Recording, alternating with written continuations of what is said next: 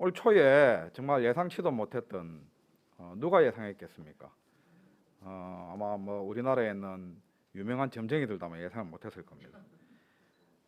코로나가 우리나라에 이제 창궐하기 시작하면서 그야말로 예전에는 없었던 지금 상황을 맞게 되었습니다. 국내에 처음 코로나 환자가 발생한 게 1월 20일이고 부산에 최초로 확진자가 발생한 게 2월 21일입니다. 당시만 하여도 이 코로나 상황이 빨리 지나갈 것이라고 다들 생각을 했습니다. 그런데 예상과 달리 코로나 상황이 점점 안 좋아지기 시작했죠. 그래서 현재 우리나라에 발생한 총 확진자 숫자는 2만 5천 명을 훌쩍 넘고요. 사망자 숫자도 지금 440여 명 이상으로 지금 집계되고 있습니다.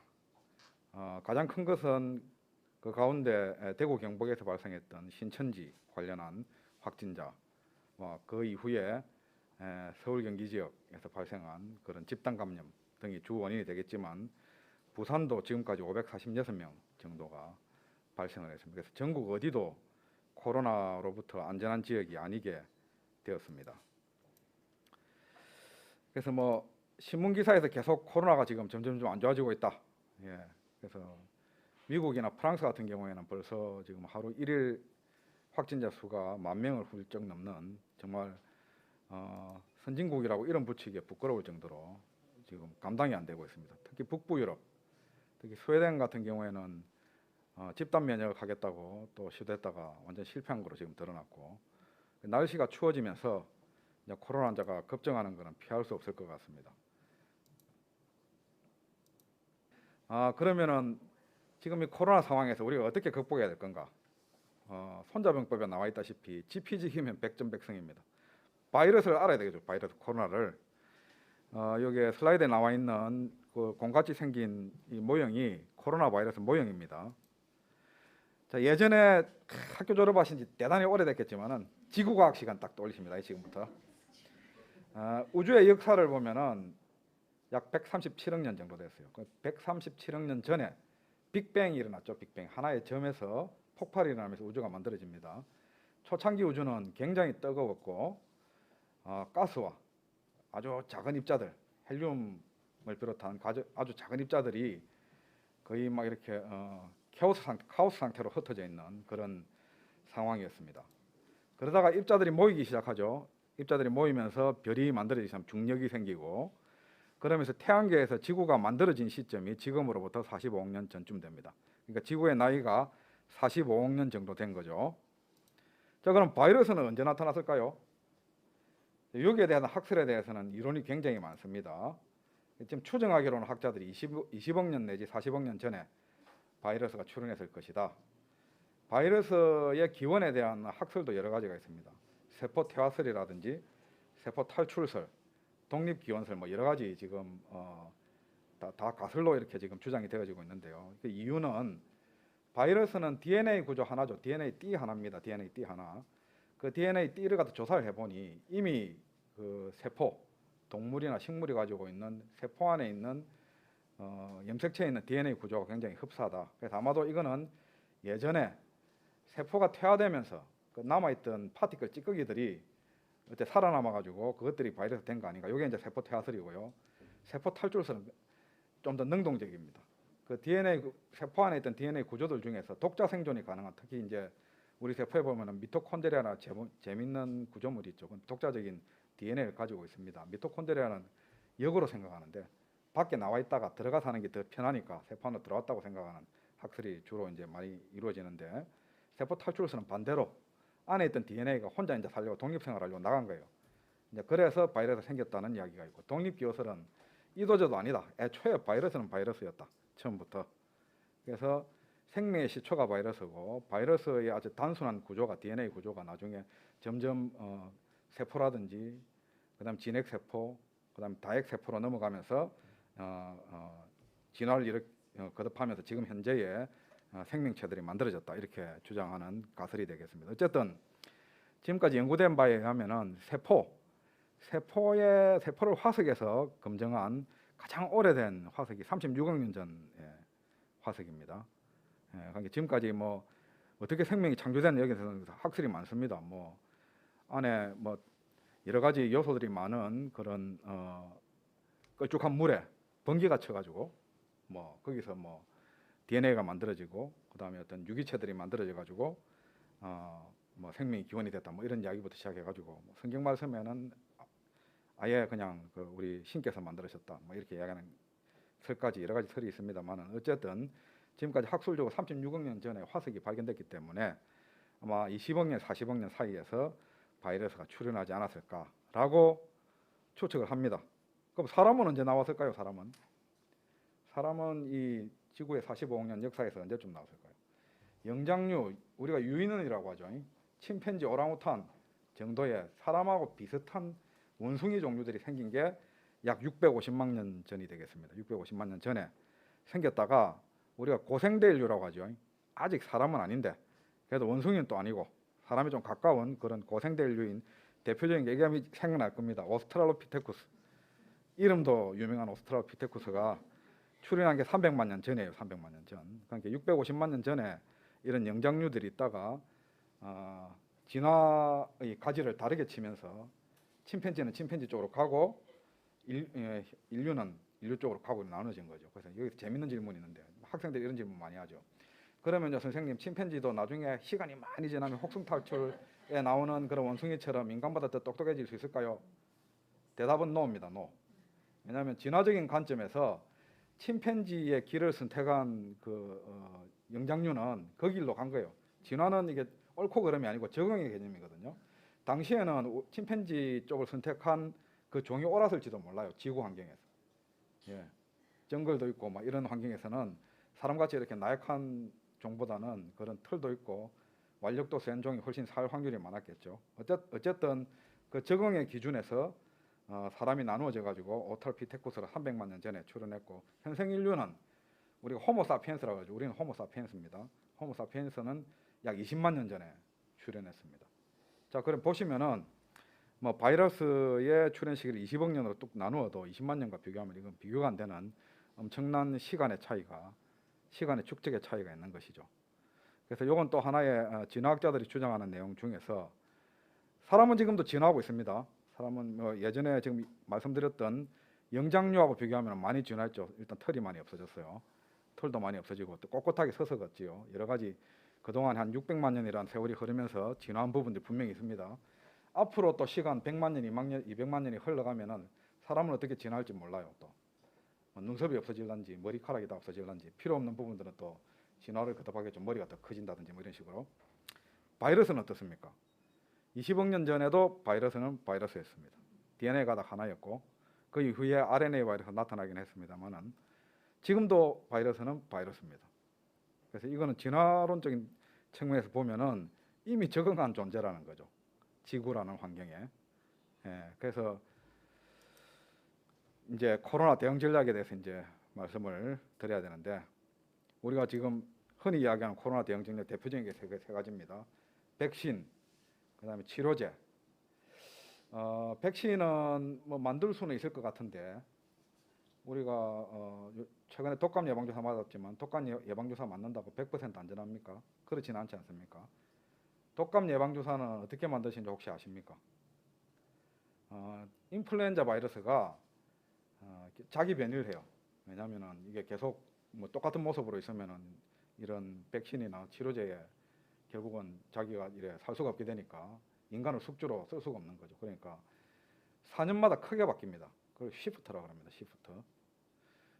그 다음에 1년마다 조금씩 바뀌어요. 그걸 드리프트라는데 1년마다 조금씩 바뀌는 거는 그전에는 예측하는 확률이 굉장히 떨어졌어요. 근데 최근에는 AI도 나오고 그러니까 굉장히 예측률이 올라갔습니다.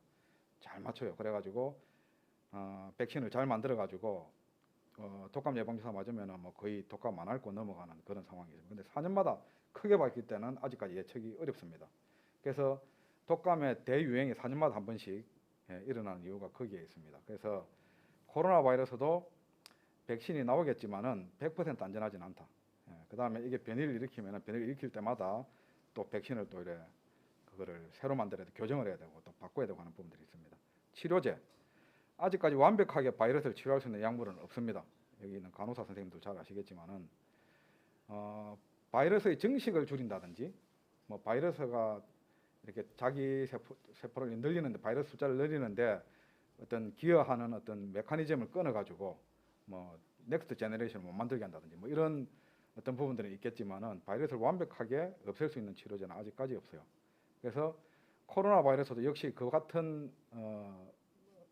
흐름을 따르지 않을까. 치료제가 나오더라도 증상을 경감시키고 그다음에 사망률을 줄이고 하겠지만은 치료제가 있으니까 나는 걸려도 돼, 이런 건 아닐 것이라는 얘기.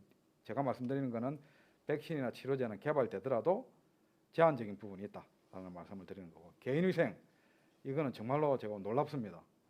우리나라 사람들이 아까도 말씀드렸지만 K-방역에서 굉장히 성공했던 게 이거예요. 지금 마스크 다 끼고 있잖아요.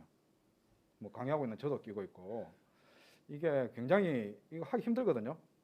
다른 나라에서는 못합니다. 이거 강제로 해가지고 경찰관이 서서 안 끼는 사람 잡고 이런 데가 되는 게 아니고, 정말 인식이 전 국민적으로 되지 않으면 안 되는 부분인데, 마스크와 손 씻기 두 가지는 굉장히 중요하고, 이거는 뭐 코로나 바이러스하고 모든 질환, 우리한테 침범할 수 있는 모든 질환들은 마스크와 손 씻기를 통해서 어느 정도 다 방어를 할 수 있습니다. 그래서 개인위생 부분은 확실하게 이 부분은 향후에도 지켜져야 되고, 아마도 좋은 습관으로 자리 잡으면 좋지 않을까 싶습니다. 물론 뭐 코로나 끝나면 마스크를 계속 낄 필요는 없겠지만, 독감 유행 기간에는 또 이런 모습으로 마스크를 다 끼고 있다든지, 그다음 손 씻기를 잘하는 거, 이런 부분들은 충분히 우리가 코로나뿐만이 아니고 이런 감염병에 대응할 수 있는 좋은 전략입니다. 그다음에 면역은 스웨덴에서 집단 면역을 실험해가지고 실패했다고 아마 아시고 계실 겁니다. 근데 제가 볼 때는 뭐 실패라고 보기는 좀 힘듭니다.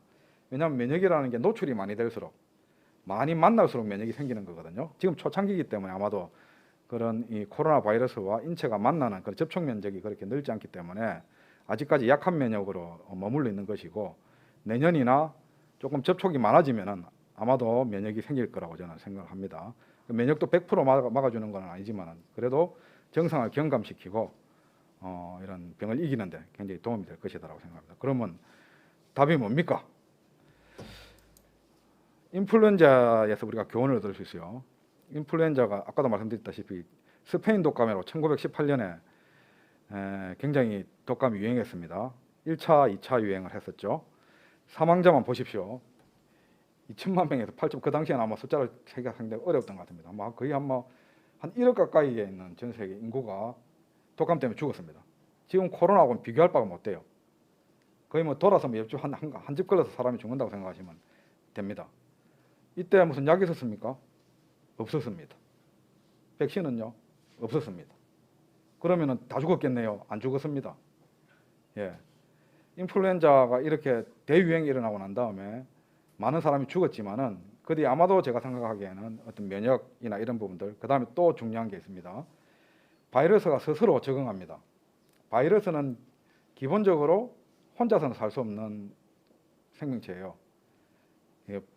숙제에 붙어야 돼요, 어디든 간에. 이제 사람을 숙제로 선택했으니까 사람이 다 죽어버리면 바로 바이러스도 죽는 거죠.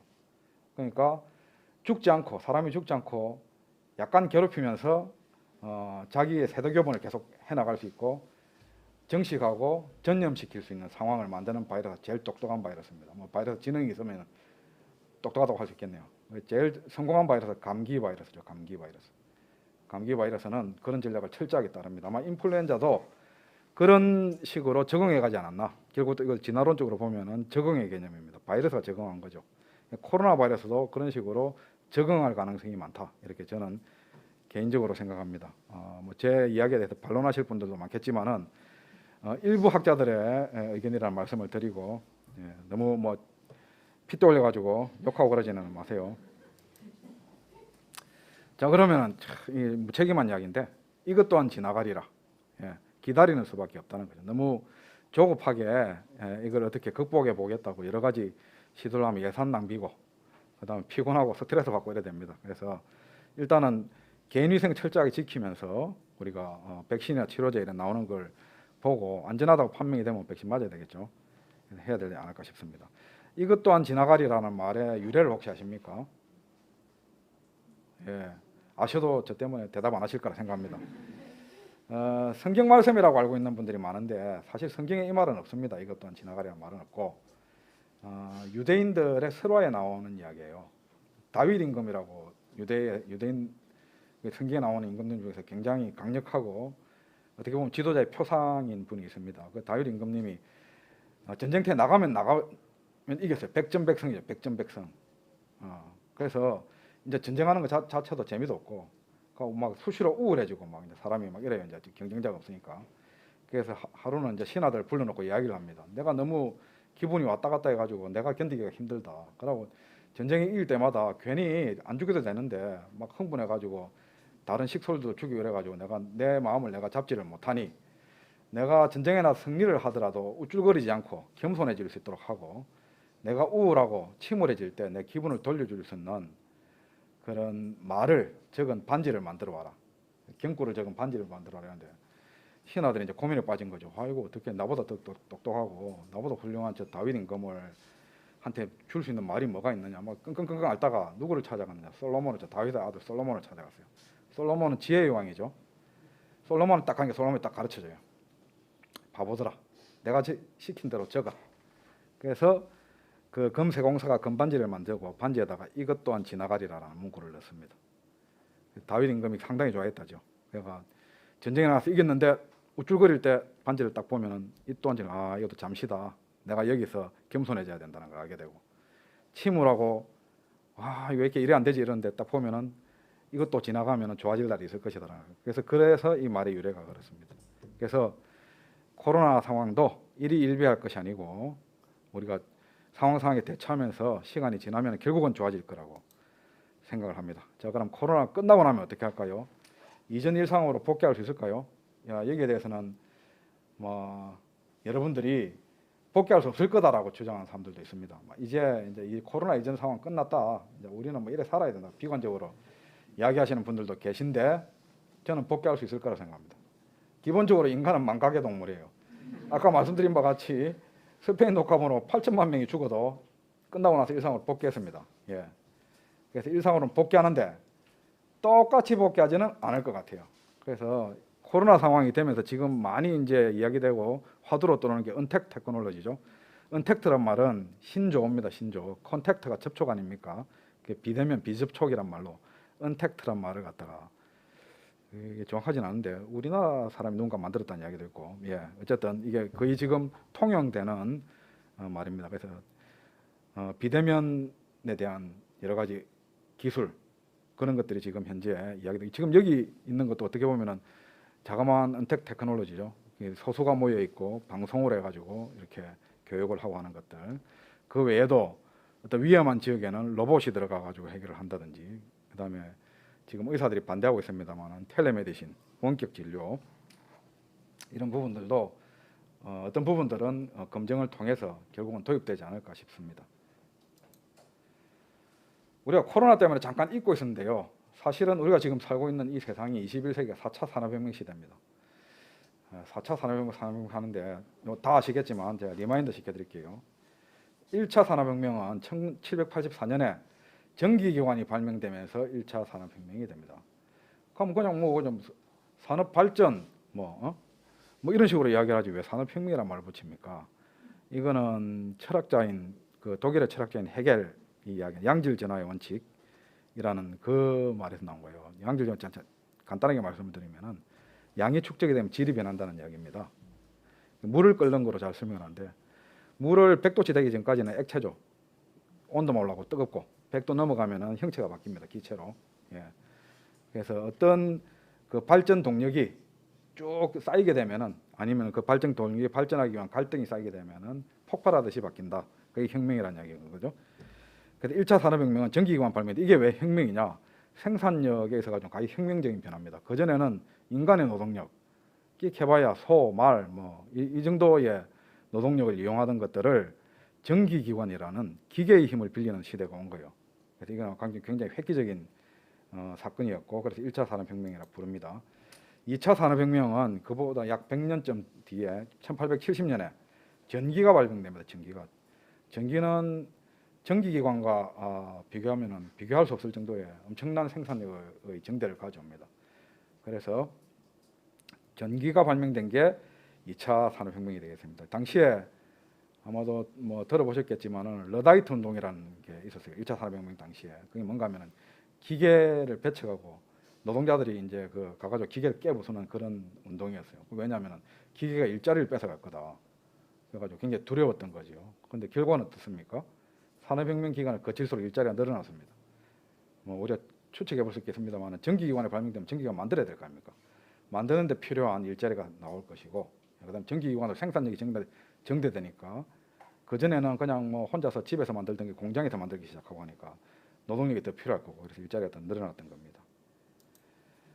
3차 산업혁명은 69년도에 1969년도에 컴퓨터가 발명되는데, 사실 컴퓨터에 대한 컨셉이나 이런 부분들의 이야기는 그 전부터 있었습니다.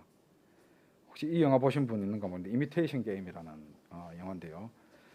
여기 나오는 남자 배우 베네딕트 컴퍼배치라고, 제가 굉장히 좋아하는 영국 남자 배우입니다. 연기를 참 잘하죠.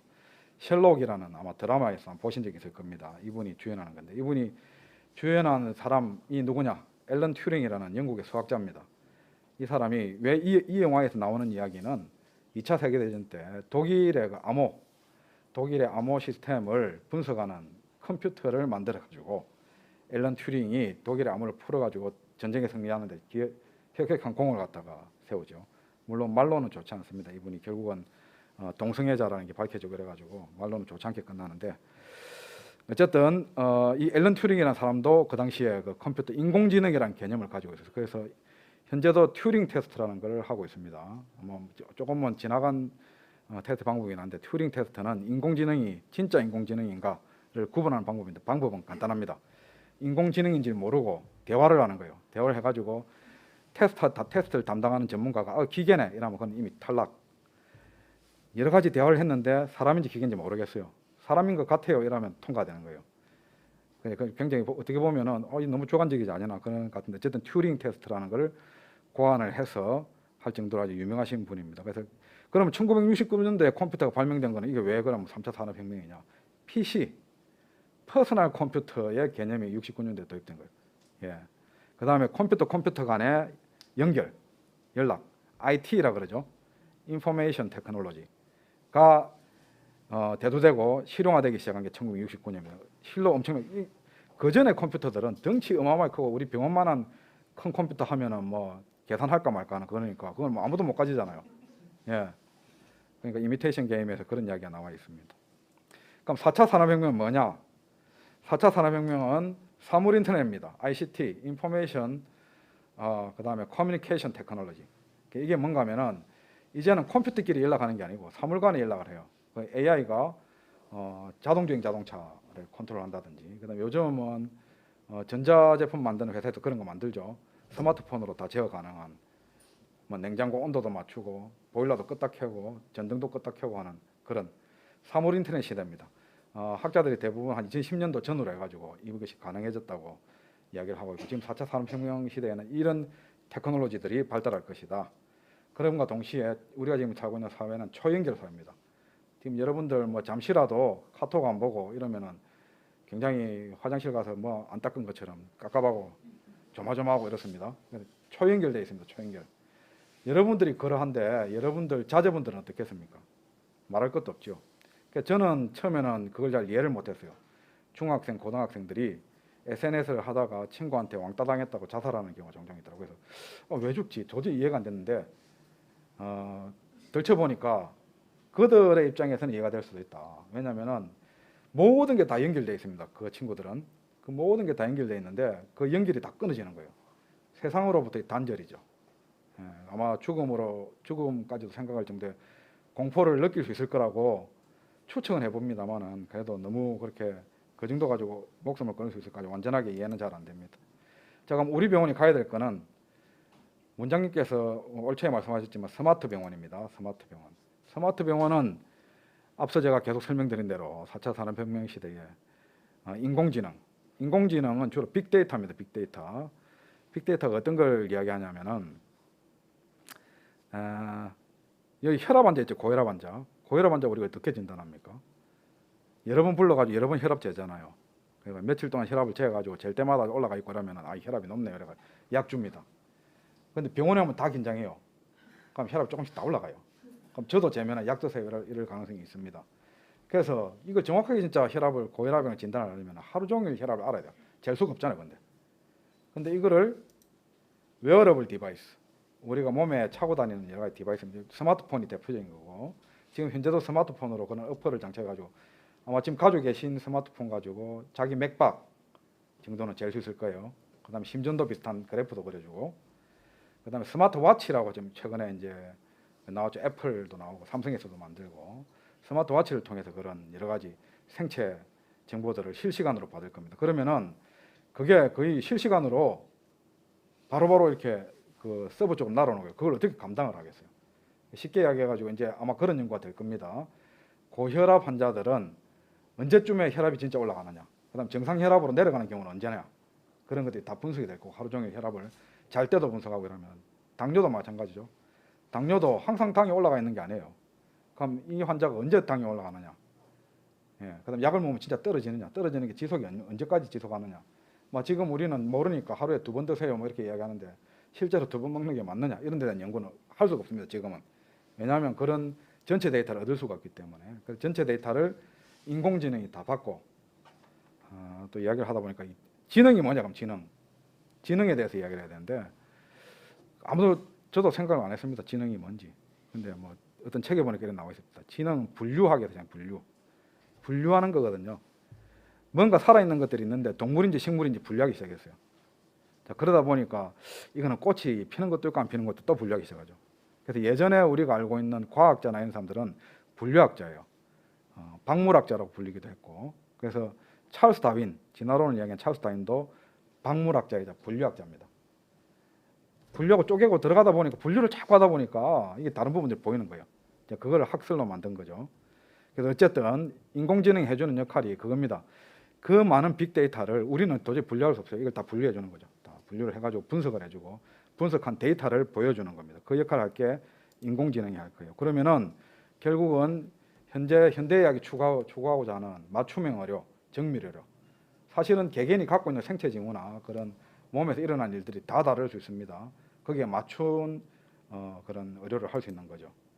그래서 우리가 에코델타 시티에 지금 가려고 하고 있습니다. 그럼 에코델타 시티에 가는데 스마트 PNUH를 어찌 만들어야 되느냐, 뭐 여러 가지 다른 의견들이 있을 수 있습니다. 아이고, 우리 여기 아미동 뻑적뻑적하니까 이만한 병원 하나 더 지읍시다, 뭐 이렇게 이야기할 수도 있고, 그죠? 근데 뭐 앞으로는 제가 볼 때는 병원이 규모로 경쟁하는 시대는 지나갈 것 같아요.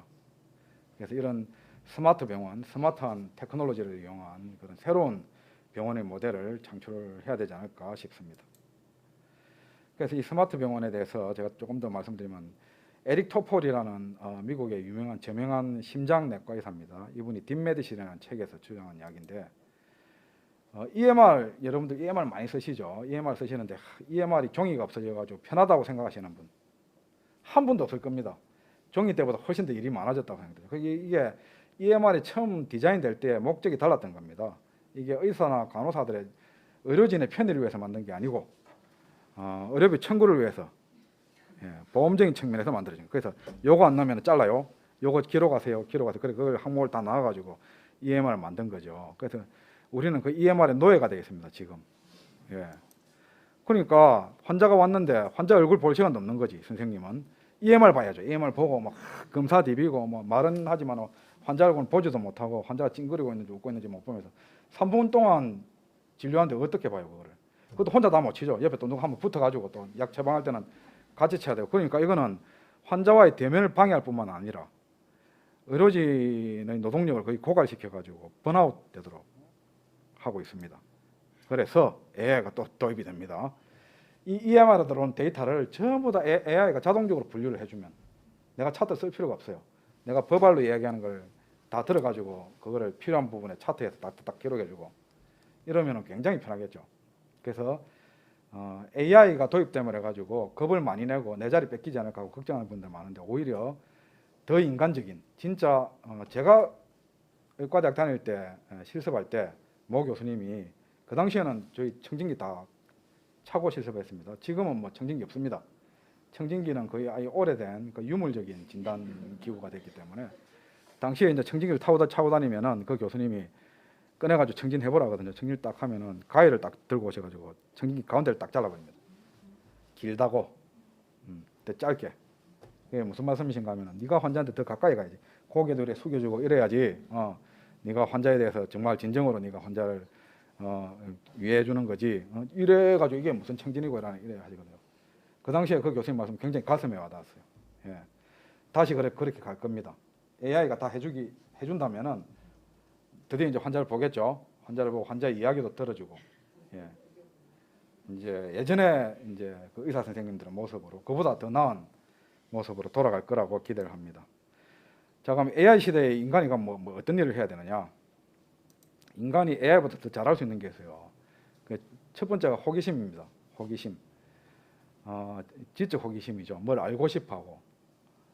그러다 보니까 질문을 해요. 왜 그럴까? 왜? 왜라는 질문은 AI는 절대 못합니다. AI는 답변만 해주죠. 자기가 가지고 있는 데이터를 분석해서 답만 줍니다.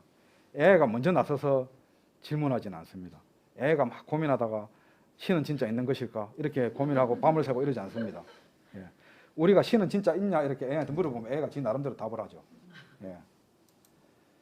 그 다음에 제일 중요한 게 공감하는 능력이에요. 공감하는 능력. 예. 이거는 또 AI가 할 수가 없어요. 흉내는 낼 수 있어요. 지금 현재 AI가 사람 표정을 분석을 해가지고 눈썹의 모양이라든지 눈의 모양, 입의 모양을 가지고 이 사람이 기분이 나쁘다 좋다 이거 판단을 할 수는 있다 하긴 합니다. 그에 따라서 흉내는 낼 수 있겠지만 진정으로 공감할 수는 없습니다. 그래서 공감하는 능력은 눈높이를 맞추는 거죠. 눈높이를 맞추는 거. 그래서 아마도 AI 시대의 어떤 리더가 갖추고 있는 모습은 방에 앉아가지고 이렇게 보고받는 것이 아니고 실제로 그 직원들이 하는 걸 같이 보면서 눈높이를 맞춰서 공감하고 문제를 해결하는 그런 능력을 갖춘 리더가 나오지 않을까 싶습니다. 저는 거의 다 끝나가는데요. 이거는 윈스턴 처칠이 한 이야기입니다. 성공의 비결은 열정적으로 거듭 실패하는 것이다. 실패하는 게 성공의 비결이랍니다. 이게 왜 이런 이야기하면 인간만이 할 수 있죠. 인간은 단 1%의 가능성에 대해 도전합니다. 99% 실패하더라도. 전쟁터에서 내가 저 사람을 살릴 수 있는 확률이 0.1%인데 목숨 걸고 뛰어들어서 그 사람을 살리려고 하죠. AI는 절대 할 수 없습니다. AI는 성공 확률이 49.9999%만 합니다. 예.